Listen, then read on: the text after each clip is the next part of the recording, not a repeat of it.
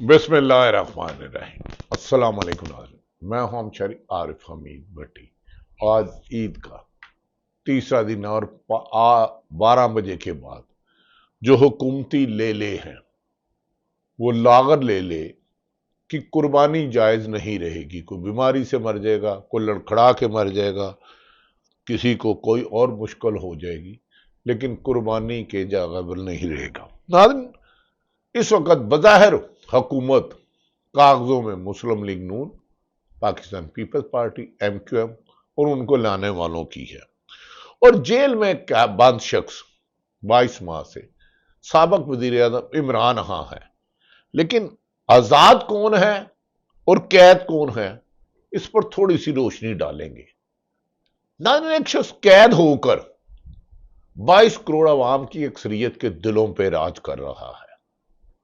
उसको 4 नमाजों में अडयाला जेल में ईद की नमाज जमात के साथ अदा नहीं करने दी गई, और दूसरी तरफ हुक्मरान और उनको लाने वाले और उनसे पहले निगरान वो एक भी नमाज बहुत बड़ी सिक्योरिटी के बाद अवाम में नहीं पढ़ सके, अवाम में जा नहीं सके, अवाम में मिल नहीं सके।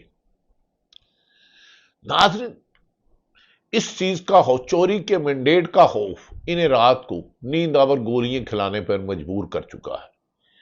वाहिद ये लीडर है इमरान खान। जेल में जुल्फकार अली भट्टो ने काटी, बाकी नवाज शरीफ और आसफ जरदारी की तो रंगबाजियां रही। आसफ अली जरदारी को मैं खुद जाता रहा जेल में मिलने, तो वो अच्छे खासे गप लगाते थे। जब मकतबंद गाड़ी में जाते थे तो स्टिक पकड़ लेते थे, अपने आप को बीमार शो करते थे। यहां अल्लाह उनको सेहत दे खैर। अब दूसरी तरफ इमरान खान को 22 माह हो गए, 300 मुकदमात।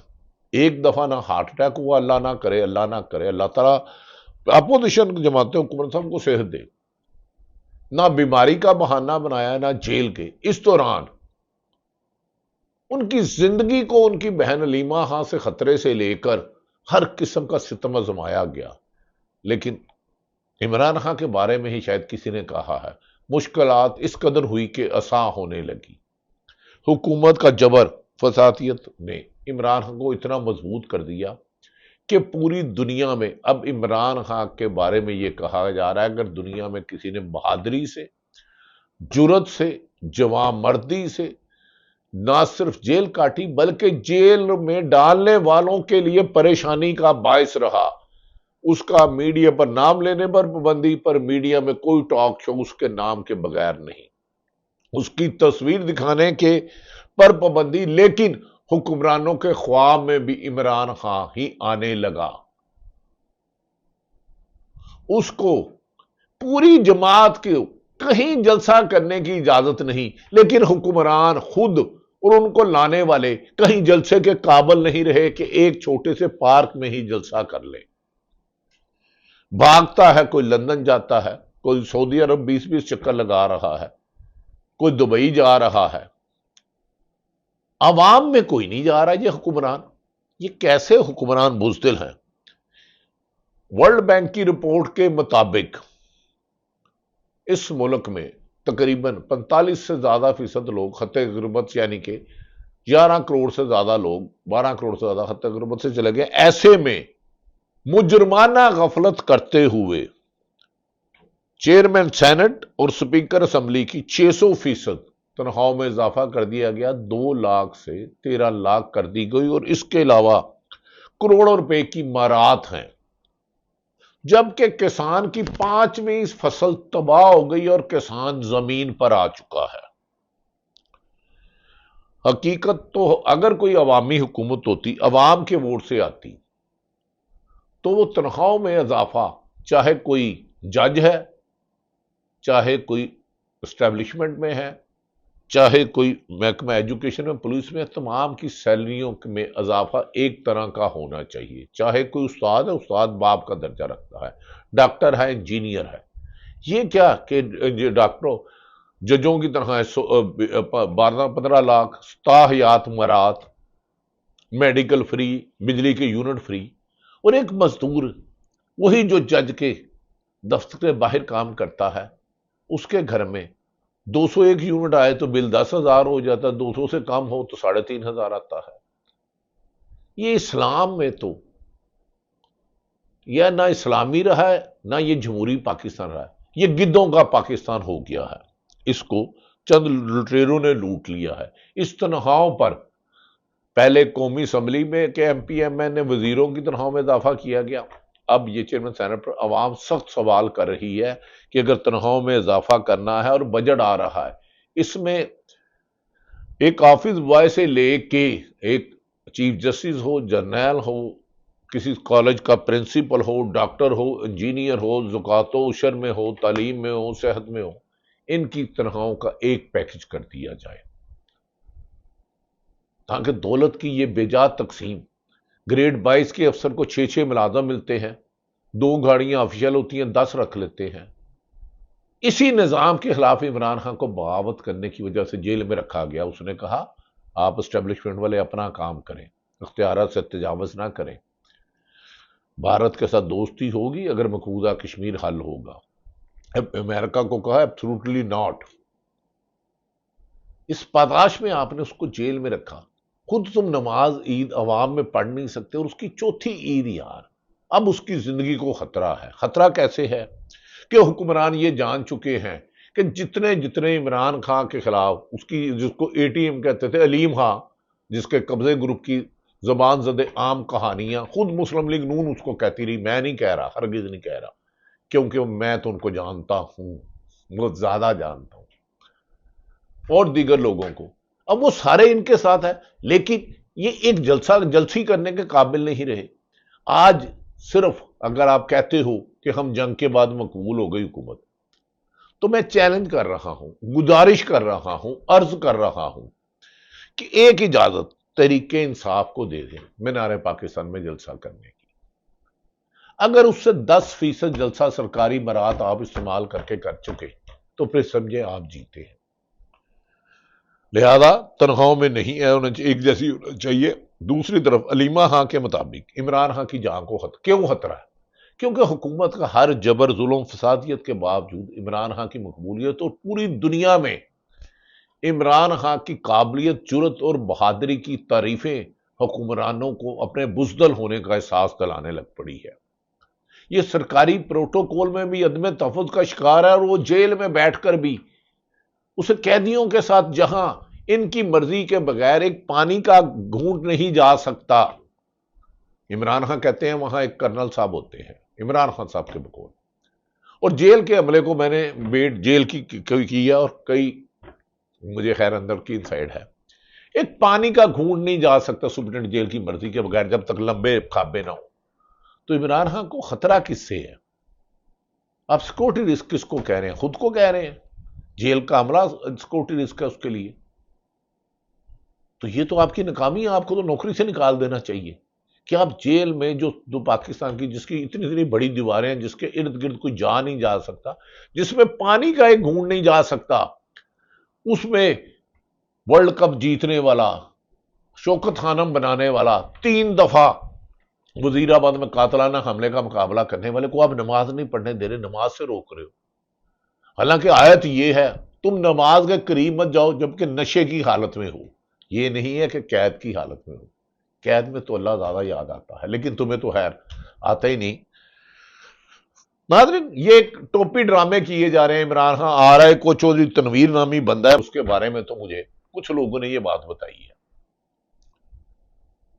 کہ امریکہ سے آیا 18 نومبر کو، جب عمران خان نے 24 نومبر کی کال دی، اس کو ملا تو عمران خان نے ایک ہی لفظ کہا تھا، اسی دن مجھے ذرائع نے کہا تھا نہ میں نے کوئی ڈیل کرنی ہے، انہیں کہو چوری کا مینڈیٹ واپس کریں، تمام رہنما رہا کریں، اس کے علاوہ اگلی کوئی آپشن نہیں، کوئی ڈیل نہیں کروں گا۔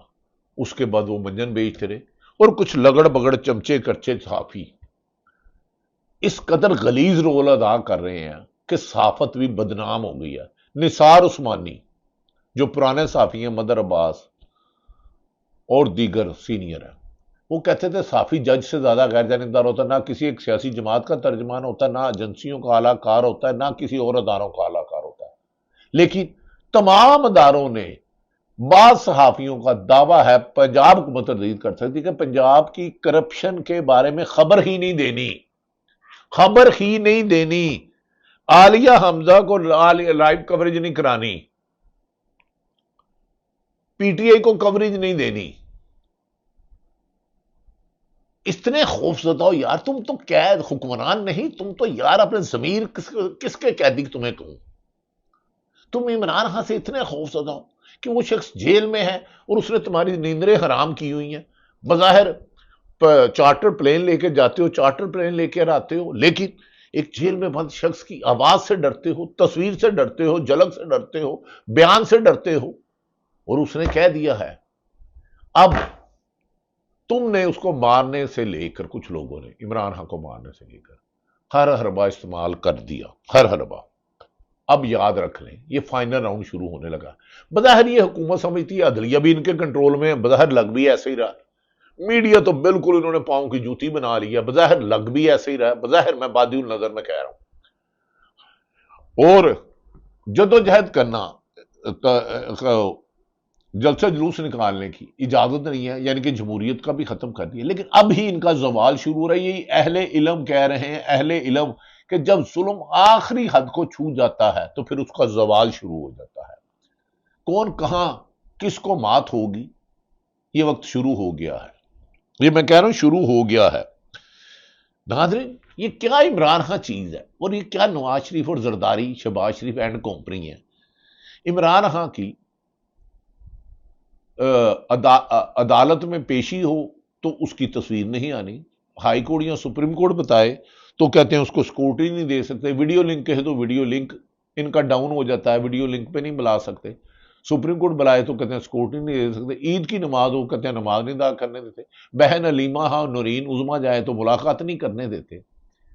یہ اندھیر نگری چوپڑ راج کا زوال شروع ہونے والا ہے، اور کچھ طاقتور جو اربوں ڈالر دبئی، برطانیہ اور دیگر ممالک میں بھیج رہے ہیں، وہ بھی نگرانی میں ہیں، وہ سمجھ رہے ہیں وہ آزاد ہیں۔ بظاہر سب کچھ تمہارے کنٹرول میں ہے، پر آہستہ آہستہ ریت کی طرح یہ چیزیں کھسکے گی۔ یہی نظام اللہ کا نظام ہے کہ اللہ نے برے کی رسی دراز کی ہے لیکن لامحدود نہیں کی۔ بجٹ آ رہا ہے، اگر یہ چیئرمین سینٹ اس کی بنانی تھی تو اسی اوتھ سے کسی بھی سرکاری ملازم کے کلرک سے لے کے سب کی تنخواہیں اسی 600% بڑھائی جائے۔ سرکاری اداروں میں، پرائیویٹ اداروں میں 37% منیمم ویجز ہے، 15-20 ہزار پہ لوگ رکھے ہوئے، ایم اے پاس لڑکے 25,000 پہ، ان کی بڑھائیں۔ ارشد شریف کا قتل کہ آج بھی ایویڈنس ہے، اور ذلے شاہ کے گھر آئی جی صاحب گئے، آئی جی صاحب ذلے شاہ شہید ہونے سے 3 دن پہلے روزانہ مجھے ملتا تھا، وہ عمران خان کا عشق تھا، کہہ رہا تھا اس پولیس کے ہاتھوں مر جائیں گے، آخری جیل میں بیان یہ ہے۔ ذلے شاہ جب شہید ہوا سب کو پتا ہے کیسے کیا، اس کو کور سٹوری کی گئی، آپ جانے، آپ کا ایمان جانے اور اوپر اللہ جانے، کیونکہ قتل نہیں چھپتا۔ ذلے شاہ کے گھر جب جنازہ تھا، اس کے ایک عزیز کو پکڑا، ایک پیارانہ سیاست دان ہے جو گلشن راوی رہتا ہے، اس کے ذریعے ان کو پیسے دیے گئے۔ ذلے شاہ کے قتل کی بہت سی چیزیں ہیں، جہاں آپ نے وقوع بنایا، میں 50 دفعہ گیا ہوں، کوئی ایویڈنس نہیں ہے۔ ادھر تو چڑیوں کے اڑنے کی بھی سی سی فوٹیج بنتی ہے۔ ارشد شریف کو آپ نے شہید پاکستان کے لیے جگہ تنگ کی، وہ ملک چھوڑ کے گیا۔ کاشف عباسی بھی کیوں نہیں آ رہا؟ میں صحافی بھائیوں سے گزارش کر رہا ہوں، چلے ہمارے لیے بات نہ اٹھائیں، آواز نہ اٹھائیں، آپ کا حق ہے، 100 دفعہ نہ اٹھائیں۔ کاشف عباسی کے پروگرام میں روزانہ پی ٹی آئی بھی آتی تھی، مسلم لیگ نون بھی آتی تھی، ہر سیاسی جماعت آتی تھی، وکلا بھی آتے تھے، دفاعی تجزیہ نگار بھی آتے تھے۔ کتنے لوگوں نے پورے کے پورے پروگرام اس پہ کیے، کتنے اینکروں نے اس پر پریس کانفرنس کی کہ اس کو کیوں ابھی تک آف ایئر کیا ہوا۔ صابر شاکر ملک سے چھوڑا کے چلے گیا، عمران ریاض چلے گیا، صدیق جان، سمیع ابراہیم، اکبر باجوہ، اوریا مقبول جان، ظفر حلالی، ہارون رشید، ایک طویل فہرست ہے۔ ان سب کو دکھا کے آپ نے لگڑ بگڑ چمچے کچے بٹھا دیے، جنہیں آپ واٹس ایپ یا فوٹو کاپیوں کے ذریعے خبریں چھپوا رہے ہیں۔ پھر بھی آپ کا امیج دنیا میں، پاکستان میں تباہ ہے۔ عمران خان عید کے بعد جو کرنے جا رہا ہے، آپ اس کو مارنے کی دھمکی تو دے سکتے ہو لیکن مار نہیں سکتے، کیونکہ مارنے والے سے بچانے والا زیادہ بڑا اسے اللہ کہتا ہے۔ ورنہ جو آپ نے وزیر آباد میں حملہ کیا ہوا تھا اس پر، اللہ نے اس کو بچانا تھا، بچا لیا۔ 3 جگہ سے فائرنگ ہوئی، جھوٹ کے سہارے میڈیا کے ذریعے کنٹرول آپ نے کر لیا ہے۔ بجٹ آ رہا ہے، کسان کی چوتھی فصلیں تباہ ہو گئی ہیں، مگر پنجاب پاکستان کے ماسوائے چند اشرافیہ کی لیڈ کلاس کے 95% لوگ اس حکومت کی پالیسیوں، مہنگائی، کرپشن، لوٹ مار کے خلاف ہے، لیکن گولی، جبری لاپتہ، دہشت گردی کے مقدمات، دھمکیوں سے زیادہ دیر اس قوم کو دبا نہیں سکو گے۔ عمران خان نے ثابت کر دیا ہے کہ مشکلات جس قدر ہوئی کہ آسان ہونے لگی، وہ آپ کو امرات عمران خان کی نہیں، عمران خان آ کے کامیاب ہوتا یا نہیں ہوتا، لیکن اس نے آپ کو حکومت میں رہ کر ناکام کر دیا ہے۔ آپ حکومت میں ہوتے ہوئے ناکام، اور آپ سے زیادہ بااختیار، آزاد، پاپولر، مقبول، منظور خان ہے۔ اس کے ایک بیان پر کروڑوں لوگ اوورسیز پاکستانی اور پاکستان میں اس کو یقین کرتے ہیں، اور آپ کے 2 گھنٹے کی تقریر پر لوگ ٹی وی دیکھنا چھوڑ کے۔ ناظرین، ذلِ شاہ کا قتل جتنا مرضی اس کے گھر جاؤ، اگر اللہ نے کبھی توفیق دی، ہمت دی، حقائق سامنے لانے کی کوشش کریں گے، کسی پہ الزام نہیں لگا رہے، لیکن عمران خان کو آخری جس نے آفر کی تھی، اس کو عمران خان نے کہا جاؤ جا کر کام کرو، اور جس نے بھیجا ہے ان کو یہ لفظ کہو کہ عوام کا چوری کا مینڈیٹ واپس کرو، تمام سرکاری محکمے اپنی حدود میں رہے، 26ویں ترمیم واپس لو، جس کا جو کام ہے وہی کرے، میں کسی دباؤ میں نہیں آؤں گا، 22 سال تو کیا 22 زندگیاں بھی دے دوں گا۔ اس کا یہ جواب تمہیں سونے نہیں دے رہا، کیونکہ تم بہت زیادہ طاقتور حکمران ہو گئی ہے، بظاہر عدلیہ بھی آپ کے کنٹرول میں ہے، میڈیا بھی ہے، پولیس اور بیوروکریسی غلامانہ سوچ ہے، لیکن ہر دیوار پہ لکھا ہے ناکامی تمہارا حکمرانوں مقدر ہے، شکست تمہارا مقدر ہے۔ یہ بازی تم ہارو گے، جیتے گا کون؟ جو حق پر ہوگا۔ پھر آخری دفعہ کہہ رہا ہوں، تمام ان لوگوں کو عید مبارک جنہوں نے ظلم اور زیادتی کی، ان کے سوا جنہوں نے ظلم کیا اور پاکستان کی عوام پر کروایا، ان کے علاوہ سب کو عید مبارک۔ یا اللہ، ظالموں کا عبرتناک انجام تو نے رکھا ہے، تیرے بہا پہ میں کہہ رہا ہوں ان کا برا وقت شروع ہوگا۔ کب ہوگا؟